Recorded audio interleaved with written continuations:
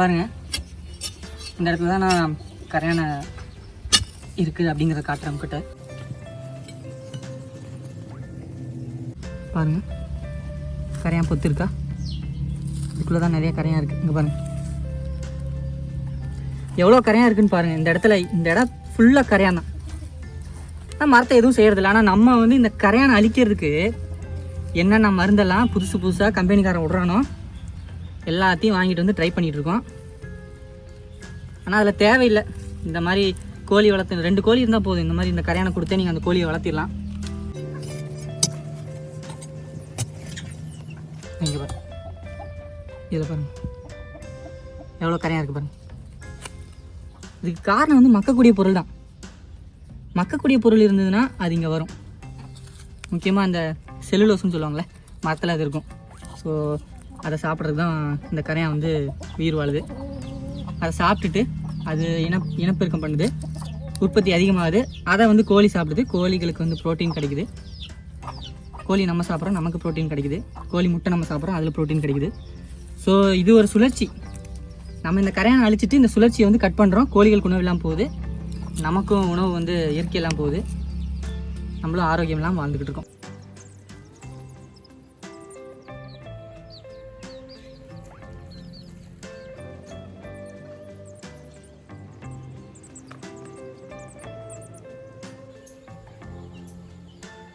மண்ணில் வந்து இயற்கையாகவே கரையான் நிறையா இருக்கும். இங்கே பாருங்கள், நான் இப்போ தோண்டிகிட்டு இருக்கேன். தோண்ட இங்கே பாருங்கள் எவ்வளோ கரையான் இருக்குது பாருங்கள். இந்த இடம் இதுக்கு முன்னாடி எப்படி இருந்ததுன்னு கேட்டிங்கன்னா, அதை இந்த மாதிரி தான் இருந்தது. இந்த மாதிரி போட்டு வச்சிட்டேன். இந்த மாதிரி தென்னை மட்டை, சருவு இதெல்லாம் கிடைக்குது, போட்டு வச்சிட்டேன். இது வந்து பாத்ரூம் தண்ணி இங்கே வருது. இங்கே வந்து ஈரம் வந்துக்கிட்டே இருக்கும். அப்புறம் இது பார்த்திங்கன்னா இது ஒரு முருங்கை மரம் பாருங்கள், நல்லா பசுமையாக தான் இருக்குது. கீழே வேர்லேயே கரையாக இருக்குது. ஆனால் மரத்தை எந்த ஒரு பாதிப்பும் பண்ணல, நல்லா தான் காய் காய்ச்சிக்கிட்டு இருக்குது. இப்போ இங்கே தான் நான் வந்து கரையான் உற்பத்தி ஆகிருக்குன்னு சொல்லியிருக்கேன். இதுக்கு காரணம் இந்த ஒரே ஒரு மரக்கட்டை தான். இந்த மரக்கட்டையை இங்கே போட்டு வச்சோம். ஈரம் இருக்குது, அடியில் மண் வந்து நல்லா ஃப்ரீயாக இருக்குது, காத்தோட்டமாக இருக்குது. அப்போ அதுக்கு தேவையான நிழல் இருக்குது. கோழிகளும் பார்த்திங்கன்னா இந்த இடத்த வந்து அவ்வளோ அதிகமாக அக்சஸ் பண்ணாது. ஏன்னு கேட்டிங்கன்னா அதை ஃபுல்லாக நான் மூடாக்கு போட்டு வச்சுருந்தேன். அதனால் வந்து அதிகம் பறிக்காது. அப்போ வந்து இந்த இடத்துல கரையான் உற்பத்தி இயற்கையாகவே அதிகமாக இருக்குது. அதை தான் நான் வந்து இன்றைக்கி எடுத்து கோழிகளுக்கு கொடுத்துக்கிட்டு இருக்கேன். இதுதான் கரையான் பொத்து. இதுக்குள்ள கரையாக இருக்குதா? அங்கே பாருங்க, கரையாக இருக்குது பாருங்க. கோழி இதெல்லாம் சாப்பிட்டா தான் சீக்கிரமாக வளரும். ஃபுல் ப்ரோட்டீன் இது. பாருங்க, நிறையா கரையாக இருக்குது பாருங்க. இங்கே பார்த்தீங்கன்னா இங்கே பார்த்தீங்கன்னா இந்த ஒரு சின்ன பீஸ் தான் இங்கே போட்டு வச்சுருக்கோம். அப்புறம் இந்த மாதிரி குப்பை இதெல்லாம் அதிகமாக இங்கே போட்டு வச்சுருக்கோம். பக்கத்தில் ஈரப்பதமும் இருக்குது. ஸோ இதுவே போதும். கரையான் வந்து அதிகமாக இங்கே வந்து கூடு கட்டுறதுக்கு இதுதான் ஒரு முக்கியமான ஒரு அதுக்கு தேவையான சூழல் இதுதான். இப்போ இந்த கட்டையை மட்டும் தான் இங்கே போட்டு வச்சுருந்தோம். இந்த கட்டையை இன்றைக்கி எடுத்துகிட்டு அடியில் பார்த்தா கரையான் வந்து பெருசாக புத்து வச்சு எண்ண முடியாது, அந்த அளவுக்கு அவ்வளோ கரையான் அதிகமாக இருக்குது. இங்கே பாருங்க, இப்போ நான் வந்து இந்த இடத்துல இருக்கிற மண் எல்லாத்தையும் அள்ளிக்கிட்டே இருக்கேன். அல்ல கரையான் வந்துக்கிட்டே இருக்குங்க பாருங்க. இது முருங்கை மரம். இது வேர்கிட்ட பார்த்தீங்கன்னா இவ்வளோ கரையான் இருக்குது. ஆனால் மரம் நல்லா தான் இருக்குது. ஸோ இது எதுக்காக நான் உங்ககிட்ட சொல்கிறேன் அப்படின்னா, கரையான் வந்து உயிரோடு இருக்கிற மரத்தை எதுவுமே செய்யாது. அதோட வேலை என்னென்னா, செத்த மரங்களை இல்லை செத்து போட இந்த மரம் செடி கொடி இந்த மாதிரி இல்லை செத்துக்கிட்டு இருக்கிற மரம் செடி கொடி இதை மட்டும் தான் சாப்பிடும்.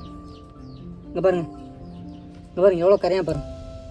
இங்கே பாருங்கள் எவ்வளோ உங்கள் கண்ணுக்கு தெரியுதா? ஸோ இவ்வளோ கரையான் இருக்குது. இது வந்து கோழிக்கு வந்து ஒரு நல்ல உணவு. நீங்கள் என்ன தான் கடையில் போயிட்டு சோளம், கம்பு, மக்காச்சோளம் இந்த மாதிரிலாம் வாங்கிட்டு வந்து அரைச்சி தினம் அதை காலையில் மதியானம் சாயங்காலம் போட்டு வளர்த்துனாலும் இந்த கரையானில் இருக்கிற ஊட்டச்சத்து வேறு எந்த உணவுலையும் இல்லை. அதனால தான் சொல்லுவாங்க கோழி குஞ்சுக்கெலாம் வந்து கரையான் கொடுக்கணும், கரையான் உற்பத்தி பண்ணி கொடுத்தோம்னா அது சீக்கிரமாக வளரும் அப்படின்னு சொல்லுவாங்க. நம்ம பண்ணுற தப்பே இதுதான். மண்ணை வந்து சுத்தப்படுத்தி வச்சிடறோம். அதாவது மண் மேலே வந்து எந்த ஒரு மக்கக்கூடிய பொருட்களும் கிடைக்காத மாதிரி பண்ணி வச்சிடறோம். மூடாக்கு போகிறோன்னா பயப்படுறோம். ஏன்னா பாம்பு வரும், பள்ளி வரும், தேல் வரும், பூரா வரும் அப்படின்னு. ஆனால் நம்ம மறந்துடுறோம். இந்த மாதிரி பூரா, பள்ளி, மண்புழு, கரையான், இந்த மாதிரி சின்ன சின்ன பூச்சிகள் இதெல்லாம் தான் வந்து கோழிகளுக்கு உணவு அப்படிங்கிறதே நம்ம மறந்துடுறோம். இது மூலிமா நான் என்ன சொல்ல வரேன்னா, மக்கக்கூடிய பொருட்களை மண்ணில் அதிகமாக போட்டுவீங்க. அது கோழி வளர்ப்பில் வந்து அது உங்களுக்கு ஒரு முக்கியமான ஒரு இதாக இருக்கும். கோழி வளர்ப்பில் நிறையா பேர் செய்யாத ஒரு விஷயம் இதுதான். தண்ணி வைக்கிறது, மருந்து கொடுக்கறது, தீனி வைக்கிறது, இது எல்லாமே எல்லாருக்கும் தெரியும். ஆனால் வந்து இயற்கையாக கோழிகளுக்கு உணவு உற்பத்தி எப்படி செய்கிறது, அதுகளுக்கு வந்து எப்படி சீக்கிரமாக வளர வைக்கிறது, இயற்கையாக வந்து அதோட வளர்ச்சி ஊக்கி என்ன அப்படின்னு நம்ம எல்லாம் மறந்துடுறோம். ஸோ அதுக்காக தான் இந்த காணொலி நான் இன்றைக்கி உங்களுக்கு முன்னாடி நான் சொல்கிறேன். இந்த காணொலி நான் உங்களுக்கு சொல்கிறேன். இப்போ நான் என்ன பண்ணுறேன்னா, இந்த கரையானை வந்து மெயின் எடுக்கிறேன். இதில் நான் தோண்டிட்டு இந்த வேர்கிட்ட இருக்கிற கரையானெலாம் அள்ளி இந்த பாத்திரத்தில் போட்டுட்டு, ஏன்னா வந்து நான் இந்த வேலை செஞ்சுக்கிறதுனால கோழி என் பக்கத்தில் வராது, எனக்கு கொஞ்சம் பயப்படும். அதனால் நான் இங்கேருந்து இந்த இதை வந்து ஒரு பாத்திரத்தில் அள்ளிட்டு போயிட்டு, ஏன்னா வந்து நீங்கள் இன்னும் கொஞ்ச நேரம் விட்டிங்கன்னா இங்கே இருக்கிற கரையானெலாம் வந்து இன்னும் டீப்பாக மண்ணுக்குள்ளே போயிடும். அதனால் வந்து எவ்வளோ சீக்கிரம் இந்த கரையானெல்லாம் மண்ணை அள்ளிட்டு போய் ஒரு ஓப்பன் ஸ்பேஸில் கொட்டிட்டோம். அப்போ அந்த இடமா ஹார்டாக இருக்கும், மண்ணு காஞ்சி போய் நம்ம நடக்கிற இடம். அதனால் அந்த இடத்துல கொண்டு போய் கொட்டிட்டோம்னா கரையான் வந்து இந்த கோழி வந்து இந்த கரையானை எடுத்து சாப்பிட்றதுக்கு ஈஸியாக இருக்கும். கரையானும் எங்கேயும் ஓடிட முடியாது, ஏன்னா கோழி நிறையா இருக்குது, மண்ணும் ஹார்டாக இருக்குது. ஸோ உள்ளே பெனிட்ரேட் பண்ணிவிட்டு அதனால் போக முடியாது. அதனால் நான் இப்போ எடுத்துகிட்டு போயிட்டு கோழிகளுக்கு போடுறேன். அங்கே பாருங்கள், கோழியெல்லாம் சாப்பிட்டுக்கிட்டு இருக்கு. நான் போட்ட கரையானெல்லாம் கோழி தன்னோட குஞ்சுகளுக்கு எடுத்து கொடுத்துட்டு அதுவும் சாப்பிட்டு நான் இப்போ இதில் கொட்டிட்டேன். மறுபடியும் இந்த மாதிரி நான் இப்போ கொட்டிட்டேன் அப்படின்னா கோழியோட வேலை இதில் இருக்கிற கரையானை தேடி தேடி தன்னோட குஞ்சுகளுக்கு உணவாக கொடுக்குது. கோழி வளர்த்துறது இது ரொம்ப ரொம்ப ஒரு முக்கியமான விஷயம். ஒவ்வொருத்தரும் கரையான் உற்பத்தி பண்ணுறதை தெரிஞ்சுக்கணும். கரையான் உற்பத்தி ரொம்ப அவசியம். கரையான் வந்து சீக்கிரமாக உற்பத்தி ஆகும்.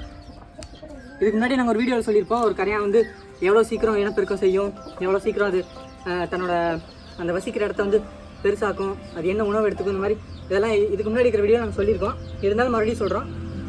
இந்த மாதிரி கோழிகளுக்கு கரையான் போடுறத நீங்கள் ஒரு வழக்கமாக வச்சுக்கிட்டிங்கன்னா கோழிகளுக்கான உணவு அதில் ஆகிற செலவை நீங்கள் உங்களால் குறைக்க முடியும். கோழிகளுக்கு நல்ல இயற்கையான ஊட்டச்சத்து கிடைக்கும்போது, கோழி குஞ்சுகளுக்கு தான் இந்த மாதிரி நல்ல நல்ல ஊட்டச்சத்து கிடைக்கும்போது கோழி குஞ்சு வந்து ஆக்டிவாக இருக்கும். இயற்கையாகவே இது ஒரு வளர்ச்சி ஊக்கியாக இருக்குது. பாருங்கள், அது வந்து விரும்பி உண்ணக்கூடிய உணவு.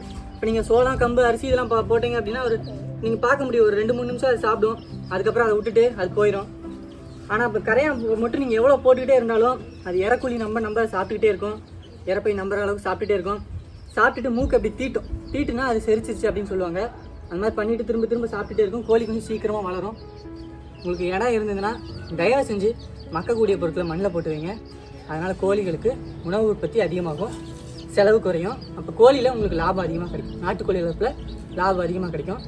அப்புறம் இது வந்து இன்றைக்கி நான் உட்டு போடுறேன், இன்றைக்கி நான் மக்கக்கூடிய பொருள் போடுறேன், எத்தனை நாளில் கரையான் உற்பத்தி ஆகும் அப்படிலாம் கேட்காதீங்க.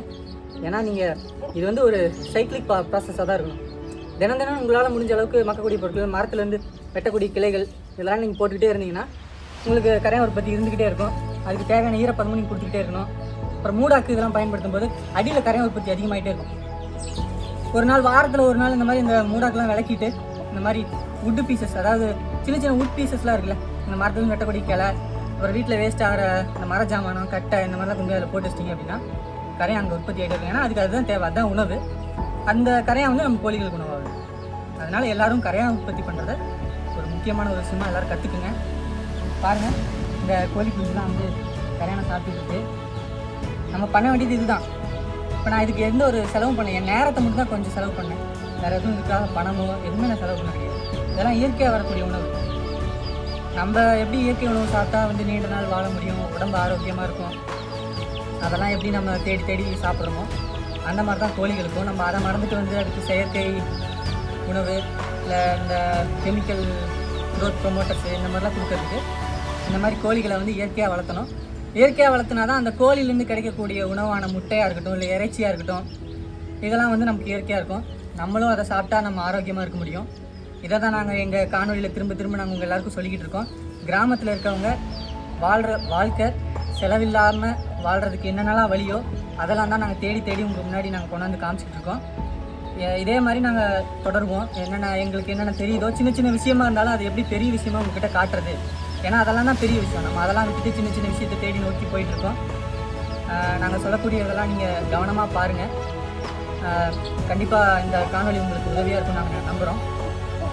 இதே போல் ஒரு நல்ல காணொலியோட உங்களை நாங்கள் அடுத்த காணொலியில் சந்திக்கிறோம். நன்றி.